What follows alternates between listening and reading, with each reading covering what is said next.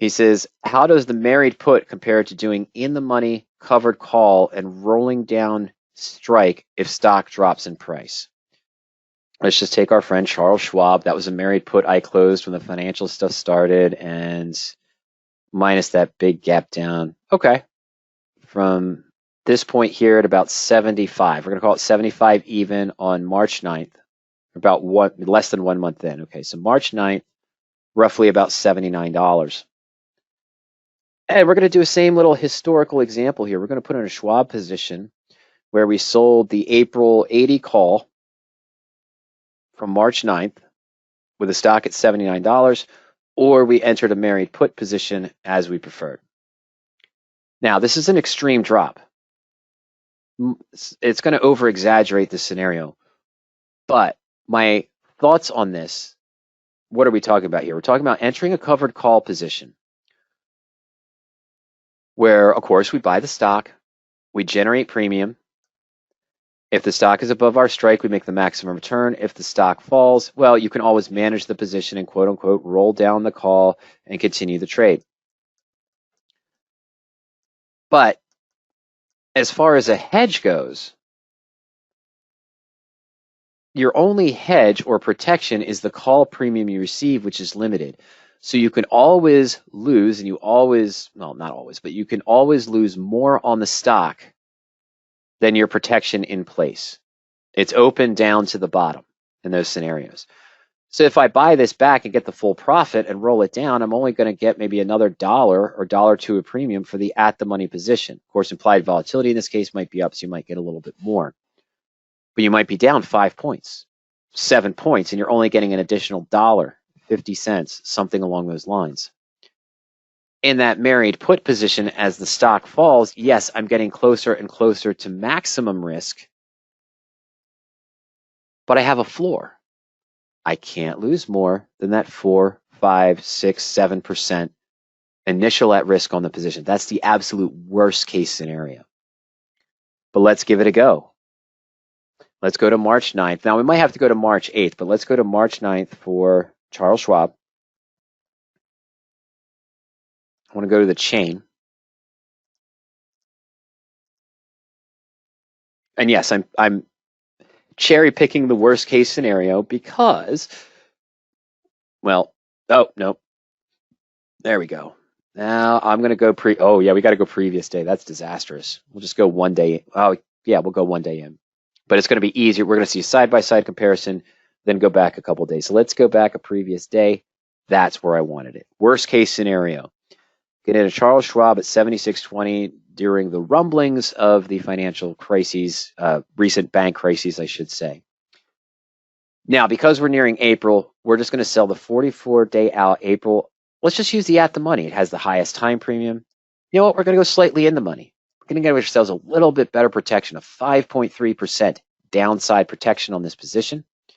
We could even go to the 72.50 with a 7.5 if we wanted to. You did say in the money. So that 75 is only 1.6.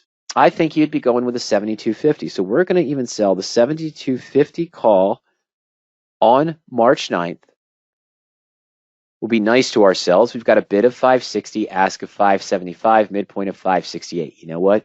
We're going to cheat. We're going to give you an extra 2 cents. We're going to sell that for 570 during the day on March 8th. Now, for a married put position, what would I do? Well, let's go to puts now. I would have bought Charles Schwab at 76.20. I probably would have gone to September. I might have gone to January, but likely I would have chose September. I'm going to go 2 strikes in the money. Where's my time value? Midpoint time value is 5% at the 80, 6.5% at the 77.50. I'd like to cheat in my own favor and say that I would have taken the 80, that's 2 strikes in the money, but being right at the money, just a little bit where I could almost do income methods right away and sell the 77.5 call if I wanted to lower this risk, and having only a 6.5% return, I know that's the one Ernie would take. So we're going to take that for our example. We're going to cheat in your favor, and we're going to take the higher put, the September 77.50 put And we are going to use that midpoint of, I'll give my cents 2 cents higher cost. I'll put that at 630. And naturally, this is going to be a disaster in both situations. But what I want to do here is this. How would my positions have looked? Let's go to just portfolio. And I'm going to create a new portfolio here. We're going to call this March 31st.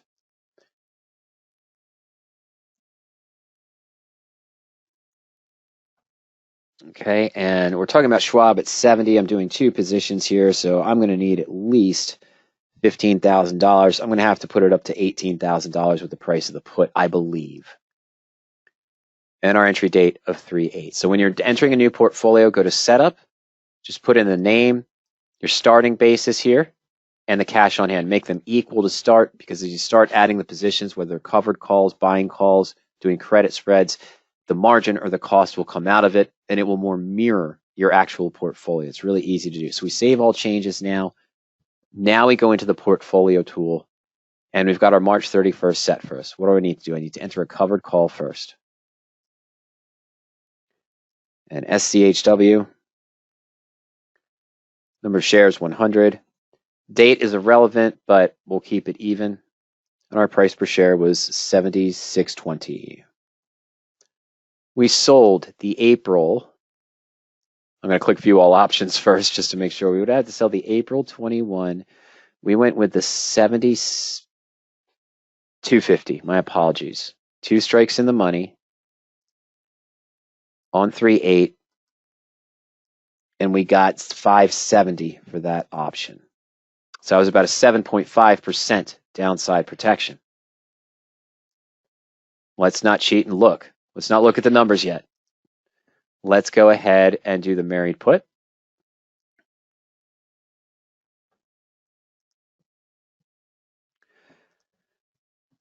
$76.20, same stock price.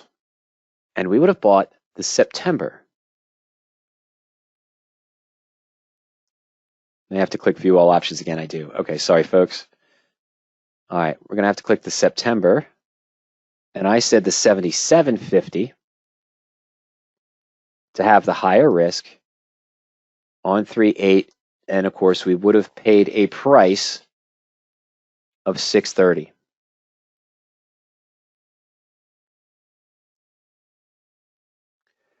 Now, this is not truly a fair comparison at this point related to Shashir's question. In general, why not? Well, this is why we have the married put in place. For the oops, grab the OS handle on the side of your door, something happened that wasn't foreseen, or I was just in the wrong sector and misread something that was going on. The stock's down 31.3%. We're at maximum risk, not even yet. We're not even the full loss at 6%. We're close. Okay, we're well above 80%. We're 5.7% loss if we liquidated this position, if we got the midpoint price. On a stock that fell 31.3%. Now, let me pause for a moment. See, I'd count that as a win right there. I kept 25% of what I would have lost had I been in the stock. I would have kept 20% of what I lost if I had just been in a covered call in this scenario. That's the strength of the married put. In my actual situation, let's just go to track record here. This takes a moment to load, so while we're doing that, I'm going to clean up it's just going to load up. You're not seeing anything different now. I'm going to clean up some of our views here. Okay. Perfect. All right. It was almost similar. This is my track record here. The Schwab position, as you can see, I took almost the loss we have right now. I took a 6.1% loss. I had lowered the initial at risk, generated income, received a dividend, and then when it hit, the stock, I was holding the 80 put, and when the stock hit 56.79, I said, you know what? This isn't coming back to 80 anytime soon. There's no point in rolling this put down and taking the risk up to 12, 13, 15%, 17%. I'm going to call this a win. The stock was down 30% from when we got in 77 days before we closed it. We closed it on the 14th, and we only lost 6.1%. that only represented about 1.2% of the total portfolio value. I call that a win because of the structure, not because decisions I made with the income methods, not because of good stock selection. It did exactly what I wanted to do in the first 20 to 40 days. You see, I rolled up the put from the 82 to 85, did an income method number 5, the ratio call spread for a little credit. That expired worthless. And then I thought the stock was stable. This was the bad move. It was the bad move on 3-3. I thought the stock was stabilizing from a decline. I rolled the put down. It increased the risk back to about 7%, got the dividend, and then no, not dealing with it after that move. 31% decline on the stock, take a 6% loss. More than happy with that. Direct comparison as we saw, wrong one, folks, I'm sorry. Direct comparison as we saw here with a 31.3% decline from getting in at the worst price. We're down only 5.7% if we liquidate now. We're down 25.8% on the covered call. Now, bear with me for 1 second, folks. This is going to be, I'm going to try to go through it calmly and slowly, but we're going to be bouncing across a couple screens here. So, Shashir's question was about moving the positions down. How does the married put compare with rolling down an in-the-money covered call? Let's leave the married put alone. Let's look at Charles Schwab on the chart. We have this massive decline going down. The question is, I know this is an exaggerated one, and it might not be the best example, but when would you have rolled down? Would it have been here? I mean, think about it. Look at that decline here. You're still down about 18, 19%. Honestly, by the way, if I'm in a covered call and the stock falls 7%, I'm just liquidating the position, following the rules sort of the picks of the day that Ernie set up. And in this case, I would have liquidated about here when the stock was at around 66. Yeah, I would have taken a severe loss. But remember, stock would have been down 10 points from where I got it. We collected $5.70 for the call, which probably would have only been worth 20 cents or 30 cents at the time. Okay, maybe a little bit more time value, maybe 50 cents. But I wouldn't have a $10 loss. I would have only had a $5 loss as compared to where I am now. It's one of the reasons we talk about these extreme moves. And when you see those extreme moves, it might be better to liquidate the covered call than hold and hope and pray that it comes back up. I'm not going to take the worst case scenario, but you can see the worst case scenario here. The worst case scenario is you panic and overtrade this covered call, meaning this move's happened. You say, oh God, I've got a profit in this call, but my stock's really declining. I got to hedge this. Let me roll down from the 72.50 down to maybe the 65. And then it drops below 60. Oh, I got to roll the 65 down to the 60. It falls down here. It hit $42. I swear it hit the chart doesn't show it, but I swear it hit $42 at one point on this day. And you roll down to the 50 because you're trying to hedge this loss. Oh, panic rolling, panic adjusting. Now the stock's back up to 55. You maybe collected $3 here, $2 here, another $1.50 here as you're rolling down these premiums, keeping the profits from the original. But now it moves back up. It jumps back up in price, and you were down here maybe at the 50 strike. We're back up to 55. Now you've got to roll back up to the 60. Unless you're going out to May or June, that's probably going to be done at a debit. Okay, now it starts to fall again. You roll back down here to the 55 strike, and you're probably staying there. Now, you can see the problems with this. I might save this for a more in-depth presentation for subscribers only somewhere down the line, because you can see right away how this can get you into trouble. You can also see, I'm sure, how this would have helped you. Let's take it's just 3 days in a row. So let's kind of take a look at this. Let's look at our covered call again, graphically, and clean up our drawings. There we go. So we know where we are. The max expected return was 2.8%. We had a hedge of 570, so cost basis essentially of 70.50. Let's go back to our chain.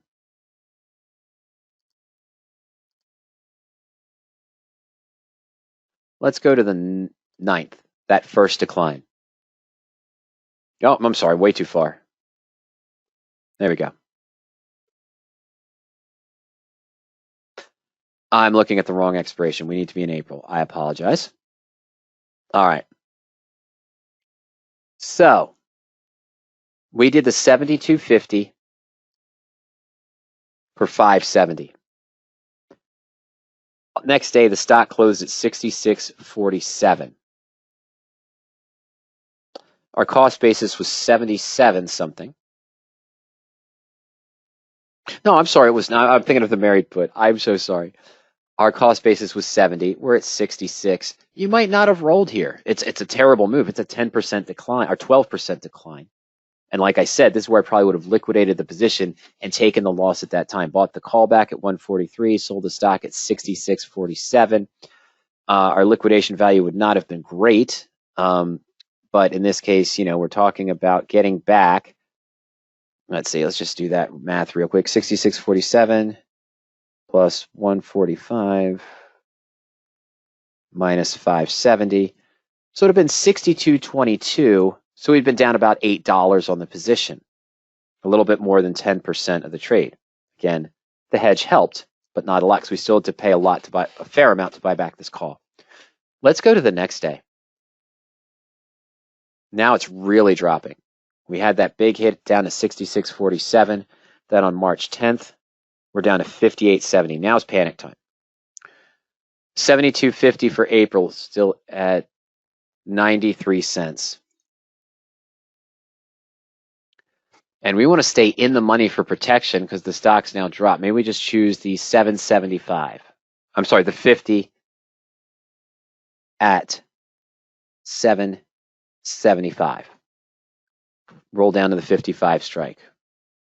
First off, how would that look? Let's simulate it with a custom spread tool. As you're looking at any profit and loss chart, whether it's from your portfolio or you build one on the fly, you can simulate what an adjustment would look like by just simply using the view options field. What am I doing here in this transaction? I'm buying to close my sold call initially, and I'm rolling down to a lower strike. So the first thing I have to do is add that call back in. Got to go up here. We see it's been added, so I'm just going to click it again. And we're going to simulate buying it back. But from the historical chain, it wasn't 5 cents. It was 0.93. Hey, we're still keeping $4.80, $4.77 of premium that we collected from that initial one. So we're still hedging the bet, hedging the loss. Now, we're going to roll down. I'm sorry, I said to the 55 call. Stayed in the same month. Oh, it was the 50. I'm sorry, it was the 50. Let me go to the chain. 775. It was the 55. I was right. Okay, so now we sell that, and we got 775. So you took about $12, $13 in. You hedged it by 93. Okay, so where are you now? You've got a cost basis of 63.68 on a stock that's trading at 52. Still down 11 points, $11.30. The max you could make on this position is a loss of 10.7% when you perform this roll. Now, I'm not saying this is the best roll, and I'm not saying this is what you would have done with this position when this declines. You might have gone further out in time or tried to find a position that you could roll for a profit. Not going to be too easy to do, but you were near a bottom here at 52. I'm sorry, at that time, we were at the bottom at 58.70 because we fell 12% one day and then 11% the next day. All right, so let's simulate that in the portfolio to see where we stand. What did we do? Well, you can see we can see on the profit and loss chart where we stand. Right now, we're down here, a loss of about $1,214. We're pretty close to it. Let's go to 331. 4.3, I'm sorry, April 3rd. And based on the pricing here, I'm sorry, you can see we're lost yet. $1,270 on this position.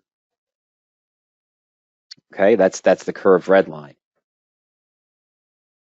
$1,130.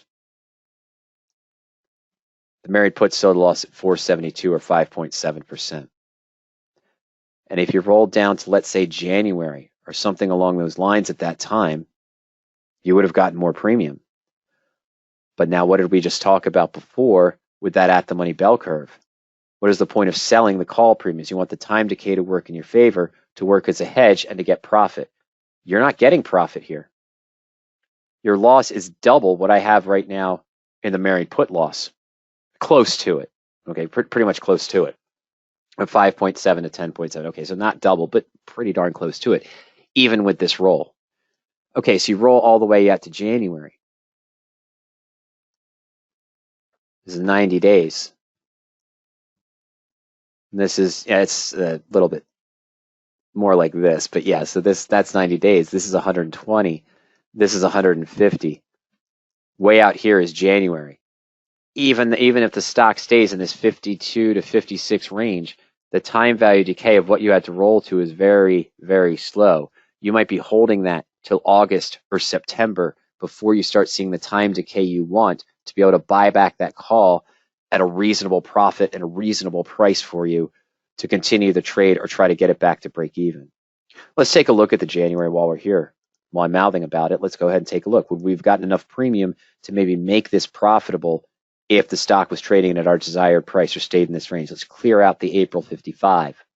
Stock was at 58, and we want it to stay in the, oh, not here, I'm sorry. Historical chain. Let's see what the Januaries were on that date. 55, got to keep it even at 12.18. That would have made up for the first day's loss, but not the second. Combined, we're still down 4 points, but we might get that back with the buyback cost, right? Because we're only paid 93 cents to buy that one call back. So we want the January.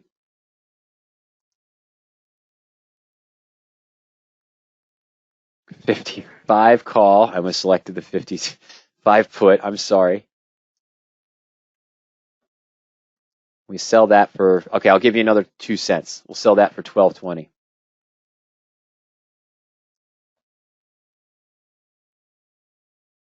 All right. Let me do this a different way. Let's see. I'm gonna take these Aprils out of it because it's showing me sort of a calendar view. The system is really reading this as I've sold an April 72.5 call, bought an April 72.5 call, and sold a January 55. The system isn't simulating closing the position. What it's doing for us is saying, what would your graph look like in this scenario? But it has to view it as the calendar version because it's calculating the profit and loss at the shortest expiration, which is technically we're closing, but we're just simulating what it's looked like. So here's what I'm going to do. I'm going to take the 570 premium in, minus that 93 cents. That's a profit of 477. Let's clear those two out. 76.20, our cost basis on the stock, minus 477 profit on the initial call, puts us at 71.43. Now, I'm not going to like what I see. Jeez. Now your maximum profit is equivalent to the loss that I have on the married put. And that's the best case scenario. Where is the position right now? Let's go ahead and add it to our March 31 portfolio with our effective cost per share lowered for closing that initial call and selling the 12.2 call. I'm sorry, selling the 55 call for 12.20, which would probably be a reasonable move in a panic adjustment as the stock is falling. You're trying to stay slightly in the money. This is on the 9th. No, it was on the 10th. I'm sorry. Doesn't have to be the exact prices, but let's be as close to accurate as we can in this scenario. All right, and my January 55 call, you're still down 24.6%. You're always going to lose more on the stock than you can typically gain back by rolling down in premium.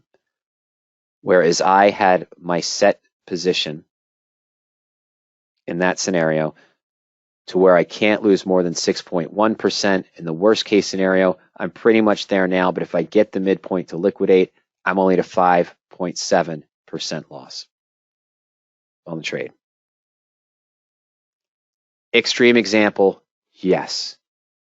If your stock just falls 5%, hey, you might be down 2.5% on the married put. You probably got, as you saw, a 7.5 downside protection on the covered call. So you might still be at a liquidation profit, or at expiration, you might be at a liquidation profit from that higher in the money premium for a 20 to 30-day trade. Falls another 5%. I'm probably only down 4.5% on my married put that's very far out in time. You're down 10%. Okay, you're lost at 2.3%. You roll down again and get another 4% premium. Oh, actually, probably, I'm sorry, 2% premium, but you stay in the money, so you get a little bit more protection. You're about to break even, maybe. So it depends on the movement. The key to remember, Shashir, is that the premium you initially generated for the covered call is the limited hedge. Whereas as the stock's falling in my married put position, it's insurance. It is a guaranteed floor and a guaranteed exit on the position where I can't lose more than that. And I might try something here. I doubt it would work. Now, it would increase the risk. I don't think I want to do that. I was going to think maybe I could even roll this put in a certain fashion right now to lower the risk to less than 5.7%. But I don't think it's going to work, what I would look to do. I might look at that later and see how we could do that for the Fusion subscribers and Blueprint owners in a members-only webinar in that case. I've done it before where it worked, and I was surprised, but it wasn't this decline. It was down about 11%, not 30. Okay, so can you fault me for using an extreme example? Of course you can. Does the extreme example illustrate, number one, the importance of the married put, and re-illustrate the importance of, in a covered call, the only monetary hedge you have is the premium you collect, and also reinforcing the idea in a covered call is that, remember, the stock has a delta of 1. Your call may have a delta of 0.75, but as it goes out of the money, that goes to 0. You're not gaining anything more as a hedge than that initial protection. Can you roll down? Yes. Is it wise to keep rolling and rolling and rolling as the stock's falling? No. Once the stock falls 7-8% in the first 15 to 20 days, you should probably bite the bullet, admit you made a bad choice in the covered call, and exit the position. Don't let it go to a 15 or 20% loss. Or don't let it go to the point where you've rolled out to January to try to hedge the position and cut your losses, and now your best case scenario is a 7.1% loss in 294 days, but you're still down almost double that because you've lost way more on the stock than the premium you collected, and even rolling down in a strong movement above 5 or 6%. Think about a covered call when you trade it. What time value you're generating? On a 30-day trade, you might be looking at 2.5%. So you're still down 7.5% with a 10% decline. You're using a weekly. You're only initially generating maybe 0.2, 0.4%, 0.5% for an in-the-money covered call. For an at the money, you might be getting 0.7 or 0.8. Maybe in a more volatile stock, you might be seeing 0.7, 0.8 for one strike in the money. Stock falls 10%. You're still down 9.1, 9.2. You can't roll down and stay in the weekly series or next week out or 2 weeks out. You have to roll down maybe 3 months out in time to try to get a premium to hedge that 10% decline, or to try to get you back to break even. But then you're going to end up potentially in this scenario where if the stock recovers and you are assigned, well, there you go. That's your best case scenario. Now, again, one obvious factor I should point out that I haven't pointed out, and I was waiting for someone to say it, especially a good covered calls trader. The initial covered call is at an $1,800 loss.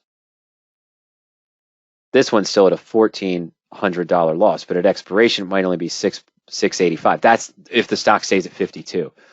But if the stock goes back up to 55 by January expiration, 294, 295 days away, is the best case scenario loss of 423 or 7% better than liquidating right now and taking a 25% loss or 24% loss?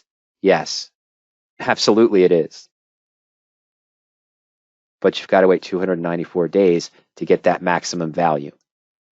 To get that maximum return or close to it, the stock either has to shoot really far up, back up to the $80 range where it was. Wouldn't recommend rolling up, but you could probably liquidate for closer to only that 423 loss instead of taking the $1,800 loss.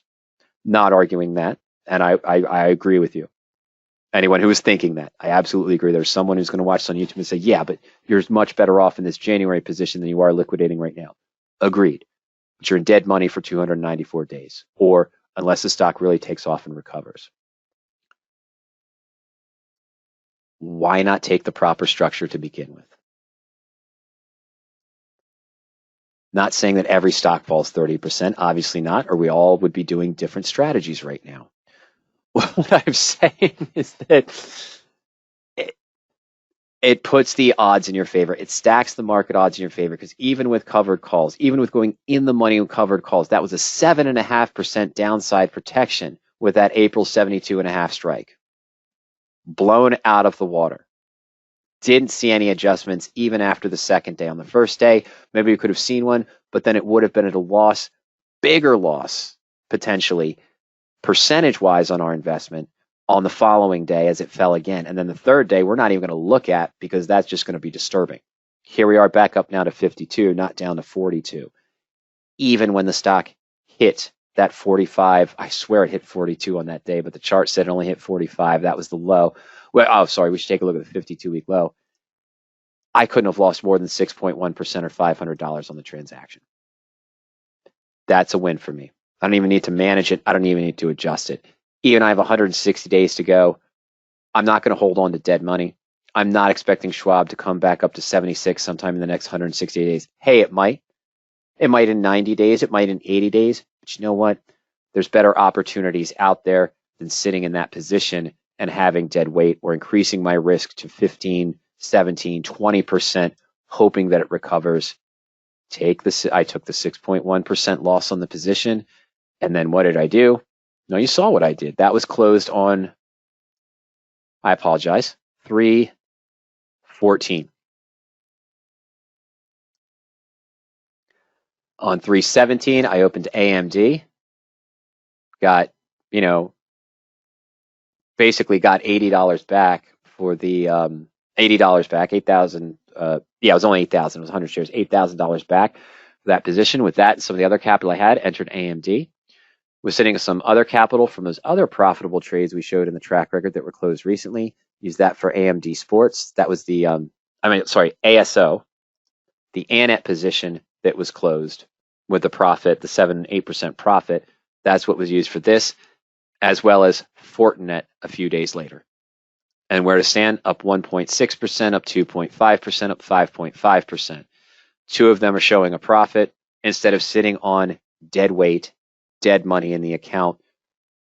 Took the 6% loss, guaranteed, liquidated. It was, 6.1%. Took that loss, left the dead money alone, and moved on. With a covered call, once it escapes you, you're facing that fear. You're facing that fact. Yes, rolling out to that January position where the best case scenario is a loss of $400 or 7.1%. And if that happens, is it better than $1,800 and a 26% loss? Yes. But remember, you can still lose more on the position. That's the best case scenario, as we discussed. Now, let me refresh this here. Sorry. The position's still down 24.6% right now, $1,400. Why is $400 less? Why is the percentage the same? Because our cost basis is vastly different. That's the key. Okay, so we lowered the cost basis down by 4 points, but so we're losing 1,400 off of the true cost basis of 59.23. We did lower the cost basis, but we're still down 24.6% of what we have invested in the position. Whereas here we're losing 1,800 against 7,050 total invested on the initial position, which is 25%. That's why they look so close. So that was a comment that came in.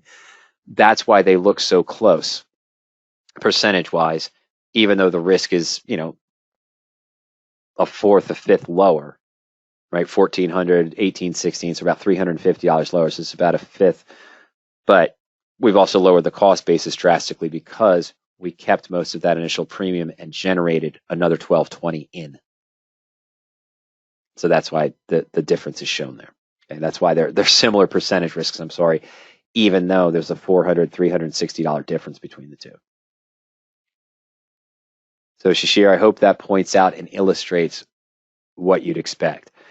We can walk through dozens of examples and say, oh, well, I originally got into Amazon at, 105, 104, and it fell to 92, and then it rolled back up here, and then it fell again, and then it moved back up here. Which would be better, the married put or the covered call? Well, again, I can just tell you here, in the married put, what do I have? I have the peace of mind where I don't need to worry necessarily about doing anything. But if I think I've seen something, a movement up, positive MACD, maybe now I can make an adjustment where my risk is a little bit higher, but my break even is going to move, my break even is going to move from, say, here down to about here. Now I'm back up to profit. And I can do other adjustments on the way up, but I would have taken a higher risk. Whereas with the covered call, what are your trigger points? Let's say I said 105, right? So we got in somewhere around here. We'll roll down here. Maybe we still have a small positive return on the covered call position, but we're still losing because we've lost $8 on the stock. We probably only generated $3 or $4 total, so we're still down $4 or so. Ooh, stock starts to recover. How far down did I roll? Did I go down to the 101 strike? Did I go down to the 97 strike? Because now if I went that low, I got to roll back up. Oh, nope, now we're back down again. So this may be increased cost basis back up. Now we're down here. We rolled down to this level, 94, 95. Oh gosh, it falls down to 91. Okay, we rolled down again. We wanted to, if you're staying in the money, I'm rolling down to the 88 here for protection. Whoops. Okay, maybe okay, it's coming back down. I'm good. Oops. Now what I got to do? I got to roll back up. Because here, I'm probably at a negative profit if I get a sign. Can't let that happen. Is it better than just having a straight loss in the stock? Yeah. You hedged it a little bit with the covered call. Excellent. Is it better than the loss I would have had on a married put? Probably not. Most definitely not in this case. Now you've got to roll back up. Are you rolling out to August to roll for a credit? Are you rolling out but staying at a debit because you want to just have less of a loss? And then it keeps going up. Oh, shoot, got to roll up maybe again. Maybe we're here now, back up to the 98, 99 level. Okay, good. It's where we want it to be, right here. Maybe I'm getting some decrease, but where am I? May? June? August? I don't know, right? That's the risk of trying to roll with these covered calls, especially if you're trying to roll for a credit as the stock's recovering back up. But we're here, and now we go up here. You're probably at the 100 or 101. Maybe you want to roll back up again to try to lower the loss again. But now where are you? September? October? Is there a December series? Are we out to January? Are we 295 days out again? That's sort of the problem. You wanted to do both, of course. You could always start off with a standard collar to have that floor in place and still generate income. But related to the in-the-money covered call, yes, it gives good protection. Yes, it's a conservative income strategy.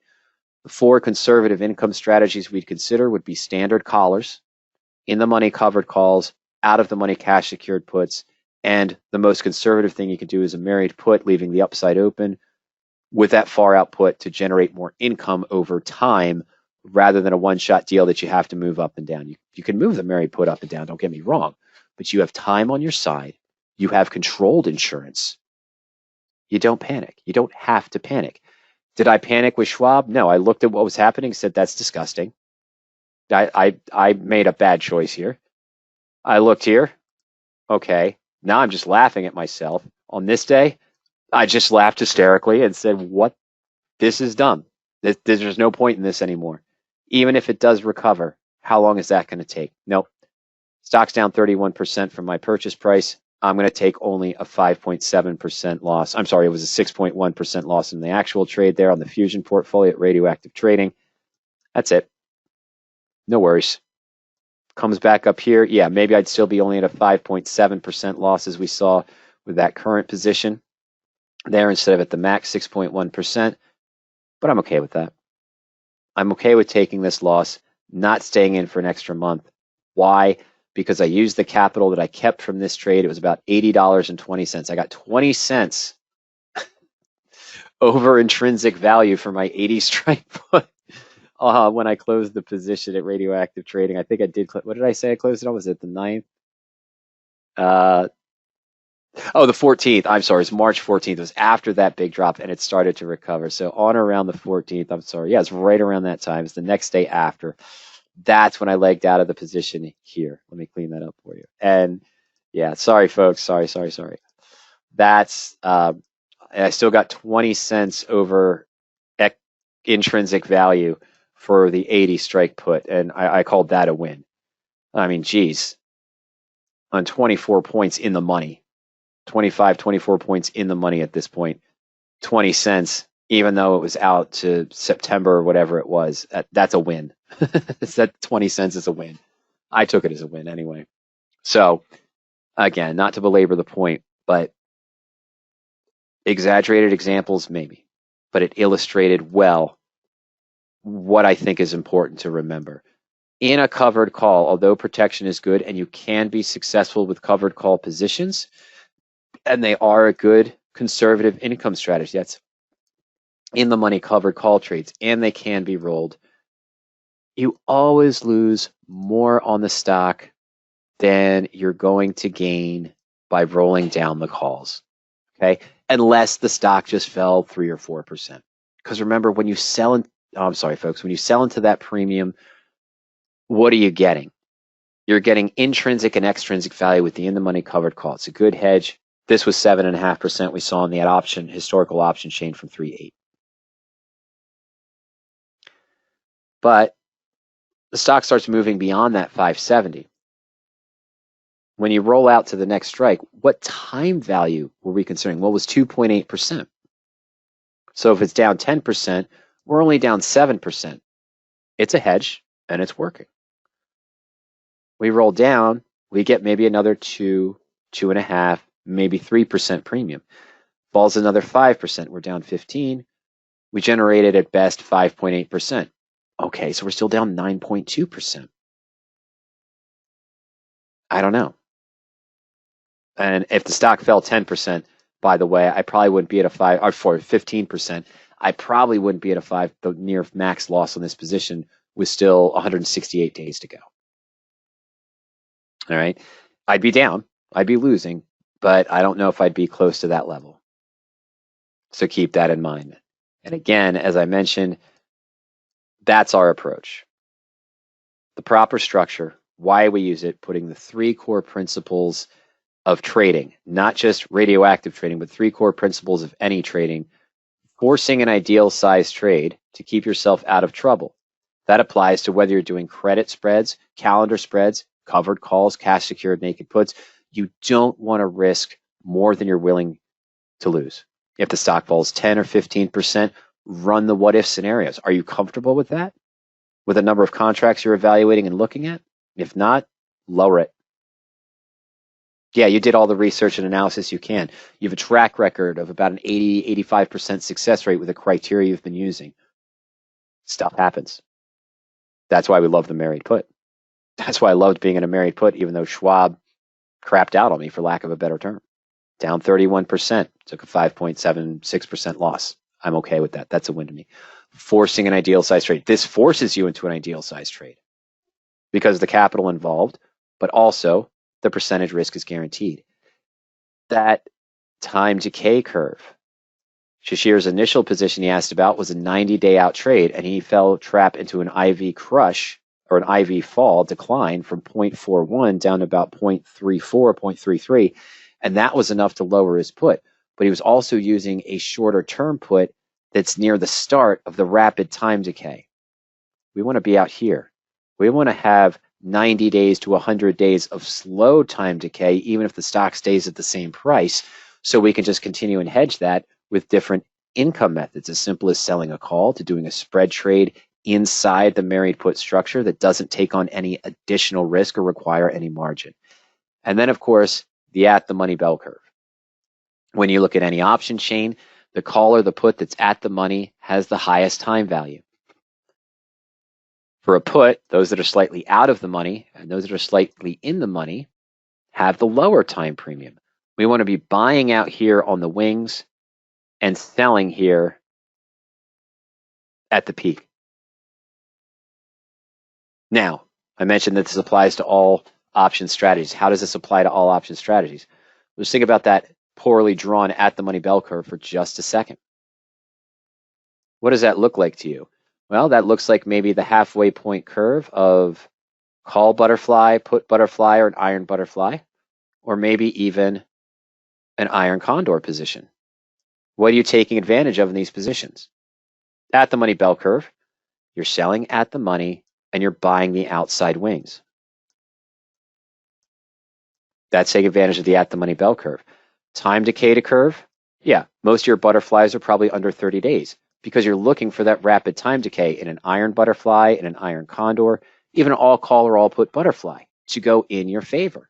So you're taking advantage of that too, or you should be applying it, which you are just based on the structure of the trade. Are you using the third principle, fist? Does this force an ideal size trade? No.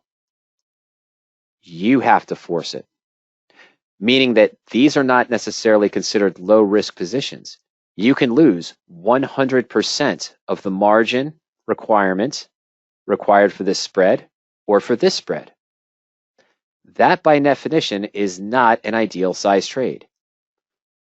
You have to be disciplined to realize this should only be done, not one position, but credit spreads, butterflies, condors, any combination of those should probably only be done with 15 to 20% of your total portfolio value at most, because they can lose 100% of what you have into the trade.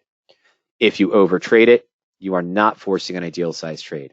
The structure itself does not force you into an ideal size trade. All other option strategies, those three core principles apply.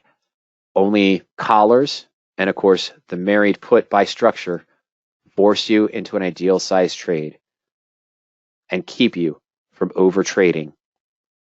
Surefire things. Hey, this has a high premium return, a high implied volatility. It's a guaranteed win because of the structure of the trade and because of the high premium I'm collecting. I'm going to put in 250 contracts to this position. You can lose 100% of what you invested in that, no matter how surefire it is. And many of you know this because unfortunately, we've all experienced one thing like a Schwab, like the financial sector. 2020. You call it what you will. Okay, so those are the three core principles. This is what the blueprint does. It teaches you the initial structure that forces those upon you. The structure itself, properly done, puts those in your favor and stacks the market odds in your favor. Then there's 12, really 13 different income methods that you can use to further generate income, lower that initial at risk, and potentially bulletproof the position where you have no risk and still have unlimited upside at the time, unless you decide to, sell a call on a no risk trade. Then you might have a capped upside, but still have no risks to the downside, positive peak premium, and here, like a butterfly, but no chance to lose. That's what radioactive trading is, and that's what the blueprint does. You can read more about that here on Power Options under the Products tab, of course, or just click on the blueprint here under the Married Put Home. But you can go to the Products tab, as I mentioned in the store, I should say. You can check out the Home Study Kit or the blueprint, or of course you can check it out. Just go to RadioActiveTrading.com and click on the Products tab there as well. Or if you want the free white paper that goes a little bit more into the initial structure and that income method, just put in your name and email address, click Get the Sketch. It's a free 9-page white paper that will walk through that initial structure for you.